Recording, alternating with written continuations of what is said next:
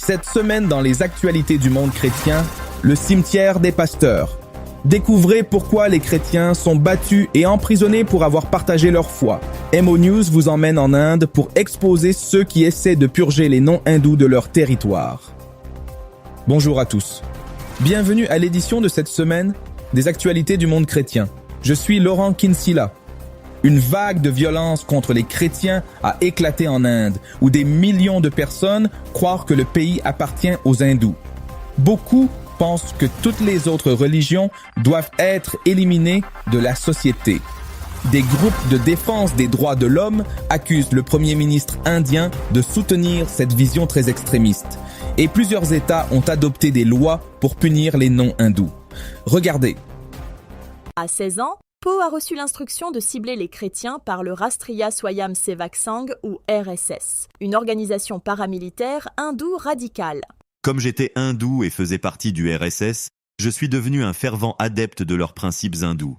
Et à cause de cela, tuer des chrétiens et des pasteurs est devenu mon objectif. Nous avons dissimulé l'identité de Paul pour sa sécurité. Le RSS cible les chrétiens parce que tant d'hindous en Inde abandonnent leur foi pour suivre Jésus-Christ.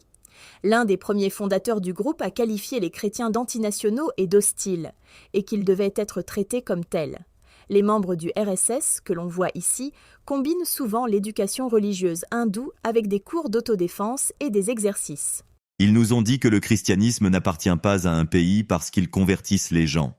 Par conséquent, nous devons attaquer les pasteurs et démolir leurs églises afin que notre pays reste un pays hindou.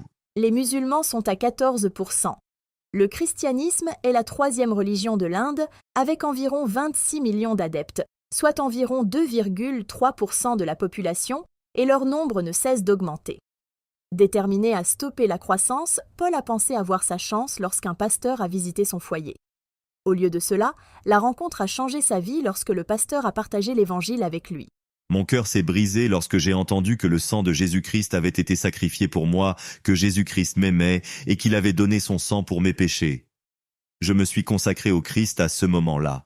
Paul sert maintenant de pasteur itinérant dans les régions reculées de l'État du Karnataka en Inde, souvent appelé le cimetière des pasteurs. En raison de l'intense persécution à laquelle les chrétiens sont confrontés ici, son église est constamment attaquée par des gangs du RSS. Il a été emprisonné pour avoir prêché, mais cela n'a pas arrêté son ministère. Même en prison, j'ai ressenti l'amour de Dieu.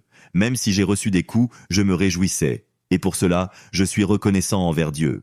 L'Inde, avec son 1,4 milliard d'habitants, est la plus grande démocratie du monde. Cependant, les défenseurs des droits de l'homme et de la liberté religieuse affirment que la démocratie est en recul depuis que le gouvernement du BJP, dirigé par les hindous et son dirigeant Narendra Modi, ont pris le pouvoir en 2014.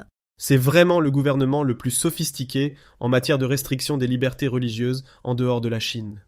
Le docteur David Curry est un ancien membre de la Commission des États-Unis sur la liberté religieuse internationale.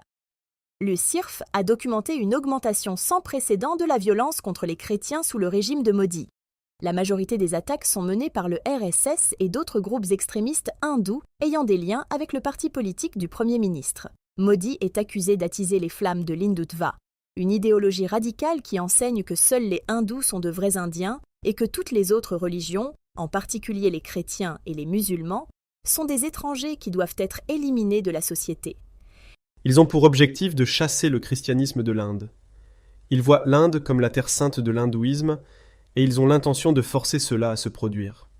Cela inclut l'adoption de lois qui criminalisent les conversions religieuses, ciblant particulièrement les minorités chrétiennes. En septembre dernier, le Karnataka est devenu le 10e État indien à adopter ces soi-disant lois anti-conversion avec une peine de prison de 3 à 5 ans pour quiconque est reconnu coupable d'avoir illégalement converti des personnes au christianisme. Depuis que cette loi anti-conversion a été adoptée, les autorités prétendent que nous convertissons les gens de force. Joseph est pasteur dans différentes villes et villages du Karnataka. Nous avons pris des précautions similaires pour protéger sa sécurité. Il dit que le RSS et d'autres groupes hindous de droite l'accusent de convertir des hindous en leur offrant de l'argent ou d'autres formes de pots de vin. Il nie ces accusations. Lorsque nous avons commencé le ministère il y a 35 ans, nous n'avions pas autant de problèmes à l'époque. Nous avions la liberté religieuse, mais maintenant nous ne pouvons même pas parler, nous ne pouvons même pas distribuer un dépliant, nous ne pouvons rien faire. C'est la situation dans laquelle nous nous trouvons aujourd'hui. Tout le monde doit diriger son Église dans la peur. Comme le pasteur Paul, Joseph a également enduré la colère des radicaux hindous. Ils ont endommagé mes vélos, mis le feu à des bibles et les ont brûlés, sont entrés dans notre église pendant le culte et ont battu des gens. La police est venue plusieurs fois chez moi. J'ai été emmené au poste de police et accusé à plusieurs reprises de forcer les gens à se convertir. Ils n'ont jamais aucune preuve.